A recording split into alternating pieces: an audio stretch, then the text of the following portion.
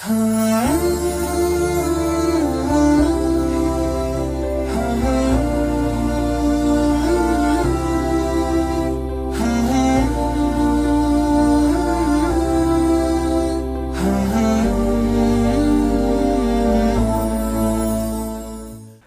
алейкум, кадырман телекөрүүчүлөр, урматтуу мусулман бир туугандар.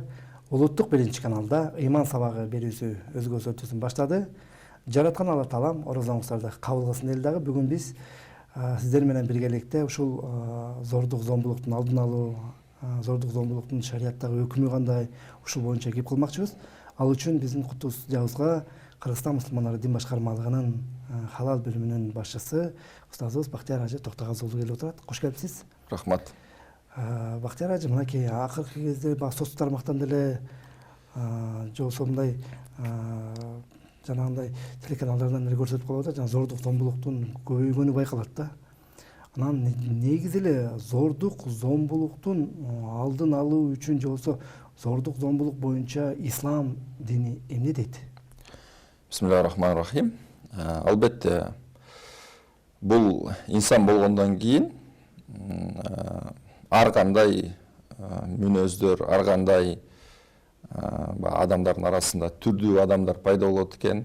Бул дагы мындай зулумдуктун пайда болушунун бир себеби адамдар кээде өздөрүнүн нафсисин башкара албай калат, кээде бирөөнүн укугуна, аброюна, намысына кол салып, мындай шек келтирип, ушундай туура эмес кадамдарга барат да. Бул инсандын табиятында болсо керек өзүнөн, бирок биз мусулман катары өзүбүздү тарбиялап, туура багытта иш алып барганга аракет кылышыбыз керек да. Пайгамбарыбыздын хадистери, ага чейин Алла Таала өзүнүн Кур'ан-ы Каримде айткан аяттарында көп мындай зулум туурасында айтылат да. Ошол зулумдуктардын эң туу чокусунда бул Кудай Таалага болгон ширк турат экен да. Биз менимче азыр темадан алыстабай, балким убагы келгенде айтарбыз. Бирок пайгамбарыбыздын ошо хадистеринде силер бири-бириңерге зулумдук кылбагыла дейт. Бул жерде айырмалаган жок пайгамбарыбыз. Мисалы үчүн силер эркектер бири-бириңердин арасында эмес, же болбосо аялдарыңарга гана эмес, же болбосо жаш балдарга гана эмес, баардыгын камтыйт да булчу. Бул керек болсо ошол зулумдук жаныбарларга дагы кылбаш керек деген нерсеге чейин барышы мүмкүн. Ошо хадистен биз түшүнөбүз. Ошондуктан биздин ошо пайгамбарыбыздын көрсөткөн хадистеринде пайгамбарыбыз эмне дейт? Ар бир мусулман, ар бир жарандын каны, жаны, мал мүлкү, намысы арам, тагырагы ыйык. Сен анын демек өлтүрбө. Сен мал мүлкүн эч бир себепсиз тартып алба. Мисалы үчүн соода сатык менен гана алсаң болот. Бирок бирөөнүн мал мүлкүн уурдап аласың, тартып аласың, каракчылык менен жол менен аласың. Бул болбойт, арам. Ошондой эле намысы деп атабыз. Кээде адамдар сөзүндө эле сүйлөп атып, бул мындай адам, тигиндей адам деп ошол аял затына болгон сөздөрдү айтышы мүмкүн. Эркекке деле айтышы мүмкүн. Бул намыска айтылган сөз. Сен аны билбейсиң, тактаган эмессиң, далилиң жок туруп айткан бул күнөө, чоң күнөөлөр да. Ошонун арасында коомчулукта болуп аткан, мисалы үчүн, ошол жаш балдарга дейбизби, аял затына болгон зулумдук кылбагыла дерсе. Биринчиден баягы мусулман болгондон кийин бизде бир түрткү мындай ошо тартып турган бир күч болуш керек да. Сени ошо бир кылмышты кылбай турган артыңда бир күч болуш керек. Бул кандай болушу мүмкүн? Бул биринчи бул мыйзам болушу мүмкүн. Эгер сен бир кылмышты кылсаң, айырмасы жок. Жаш балага болобу, аялга болобу, эркекке болобу жоопкерчиликке тартыласың бул дүйнөдө. Экинчиден бул ыйман. Адамдын бир Кудай Тааланын алдында болгон коркуу сезими, акыретте да жооп берем деген сезим. Ошол болсо биз ошондой иштеге баргандан тартынабыз да барбайбыз. Иман сабагы ошондуктан маанилүү да. Биздин ошол өсүп келаткан балдарга ошо мектептен баштап бизде коомчулукта айтылып атпайбы, иман сабагына кириш керек деген. Ал жакта каада салтты гана айтпастан ошол сыйла, ошол ата энени сыйлаганды, жаш балдарга болгон мамилени, үй бүлөдөгү болгон мамилени үйрөткөн, ошондой эле жоопкерчилик маселеси, ошо Кудай Тааланын алдына барганда жооп бересиң дегендей ушундай бир ыйман сабактар болушу керек да, сөзсүз түрдө. Анан биздин ушу жоопкерчилик маселесинде ушу пайгамбарыбыздын хадиси дагы эске келип атат. Керек болсо, ушу зулумдук маселеси, керек болсо жанакы сүзүшкөн малдар дагы мисалы мүйүзү бар, мүйүзү жок. Мүйүзү бар, мүйүзү жок. Сүзүшкөн мал дагы, мүйүзү жок мал акыретте өзүнүн Кудай Таала өчүн алдырып берет экен да. Демек, канчалык ошол адилеттүүлүк болсун деген. Бул дүйнөдө заткы чегип, зулумдукка учурап кетти. Бирок акыретте өзүнүн баягы акысын алып атат да. Бул мисал үчүн бул дүйнөдө кандай бир учурларда, кандай бир жагдайларда адам өзүнүн баягы эңсеген акыйкатына жетпей калышы мүмкүн.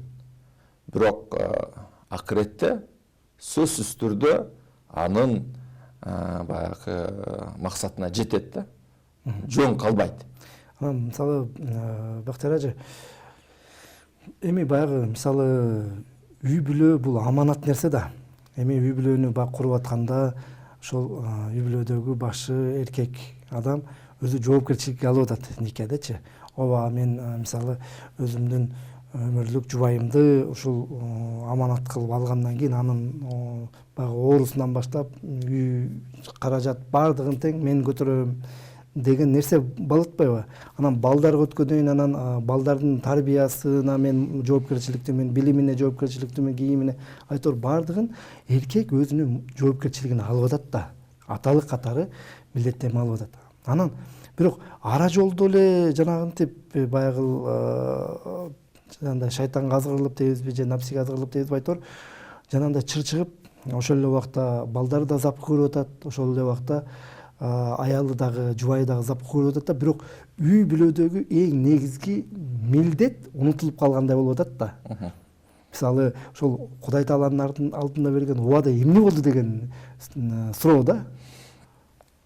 Туура, бул жакта ошол үйлөнгөндөн кийин биздин динибизде аны камсыздоо, ошол үй менен, үй дегенде биякта батирде эле болушу мүмкүн, жеке үй эмес, үй, анын кийим кечеси, тамак ашы, ошол эле учурда эгер ал балалы болуп калган болсо, аларды да карап, камсыздап багуусу эркектин милдети. Эгер ошону аткарбаса эркек киши, бул жооптуу болот, бул күнөө болот. Ал эми биз айткол, эгер ошол карабай койду, таштап кетти, керек болсо мындай зулумдукка чейин барды, бул андан бетер баягы жоопкерчилиги күчөйт да. Эми турмуш бир калыпта болбойт экен. Кээде үй бүлөнү сактаганга аракет кылабыз, мындай да кылабыз, тигил жолу менен да кылабыз, бирок бир чекитке барып ажырашабыз деген нерсеге барышат. Дин деле аны тыйбайт. Эгер баягы бүт ыкмаларын колдонуп келип, ишке ашпай калса, мейли балким алар жолдорун таппай эки ажырым болом деп турган учурда. Ошол учурда дагы кээде коомчулукта жөн эле ажырашып кетпестен кээде ошол эркек тараптан дагы болгон зулумдуктар болот экен. мисалы үчүн ошондо коркутуулар, үркүтүүлөр. Бул баягы биз сөзүбүздүн башында айткандай эле зулумдук маселеси. Жоопкерчилик бар, ал жооптуу болот, мейли ал мыйзам алдында, мейли ал Кудай Тааланын алдында. Анан дагы бир маселе, мисалы үчүн кээ бир учурда ажырашкандан кийин балдарды карабай кеткен учурлар болот экен. Жанагы алименттер төлөбөй. Бул диний тараптан дагы, мыйзам тараптан дагы ал жооптуу. Жетерлик баягы өсүп мындай куракка жеткенге чейин, тиешелүү куракка жеткенге чейин, ал анын кийим кечегин, тамак ашын жана башкасын ал камсыздап туруусу керек. Мейли ал баягы жашоосу болбой башка үй бүлө куруп кетсе дагы. Эми ушул жерден жанагындай кээ бир учурларда болуп калып атпайбы? Жанагы ымыркайларды жанагындай таштандыга салып кеткен учурлар болуп калып атат да. Ошондо бул жерде күнөө кайсыл тарапта болот? Күнөө мындай да, күнөө кээде ошондой туура эмес кадамдарга, иштерге барып, кээ бир биздин ошол карындаштар күнөө ишке барып, боюна бүтүп, бирок аны арылуу максатында таштап кетип атат. Бул биринчиден туура күнөө болду. Бирок экинчиден бул ымыркайда эч кандай күнөө жок. Муну анан ошол апасы балким намыстанып, жанакындай бакпайм деп таштап атат. Бул апасында чоң күнөө да. Бул себеби эч бир күчү жок, алсыз ымыркайды кээде кышында таштап коюшу мүмкүн, таштандыга таштап коюшу мүмкүн, же болбосо эл көрбөй турган жакка ыргытып да жибериши мүмкүн. Бул ошол апасынын чоң күнөөсү бар да. Ошондуктан эгер ошондой кадам болсо дагы сен Кудай Тааладан кечирим сура, тооба кыл. Мен баягы бул ишке экинчи барбаймын. Бирок ал ымыркайды таштап аны өлтүрүп коюу бул чоң күнөө болуп эсептелинет. Кадимкидей эле баягы адам өмүрүн кыйгандай эле чоң күнөө болуп эсептелет. Негизинен ана бул жерде баягы бул деле эми зомбулукка кирип атат да, жанагындай балдарды зомбулукка кабылтуу болуп атат да. Анан негизи эле шарият баягы зомбулук, жанагындай рекетчилик деп коелучу. Негизи эле ушул багытка байланыштуунун баарына кандай бир насааттарды айтат? Бул